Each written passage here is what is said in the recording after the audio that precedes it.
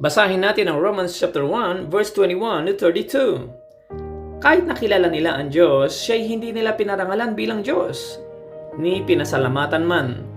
Sa halip nagkakahaka sila ng mga bagay na walang kabuluhan, kaya't nagdilim ang hangal nilang pag-iisip.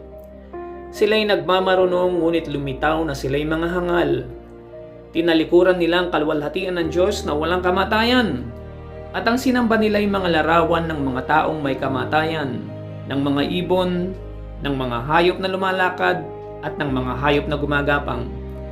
Kaya't hinayaan na sila ng Diyos sa kanilang maruruming pagnanasa, hanggang sa hindi na nila mapigil ang paggawa ng kahalayan sa isa't isa. Tinalikuran nila ang katotohanan tungkol sa Diyos at pinalitan ng kasinungalingan. Sinamba nila at pinaglikuran ng mga nilikha sa halip na ang lumikha, na siyang dapat papurihan magpakailanman. Amen. Dahil dito'y hinayaan sila ng Diyos sa mahalay na pagnanasa. Ayaw nang makipagtalik ng babae sa lalaki ayon sa likas na kaparaanan, at sa halip ay sa kapwa babae sila nakikipag-ugnayan. Gayoon din ang mga lalaki. Ayaw na nilang makipagtalik sa mga babae ayon sa likas na kaparaanan, at sa kanilang kapwa lalaki sila nahuhumaling.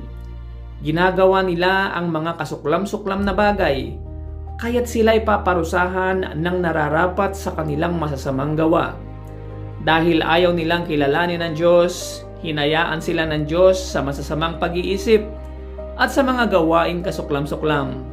Naging alipin sila ng lahat ng uri ng kasamaan, kabuktutan, kasakiman, maruruming pag-iisip, pagkainggit, pagpaslang, pagtatalo, pandaraya at masasamang hangarin.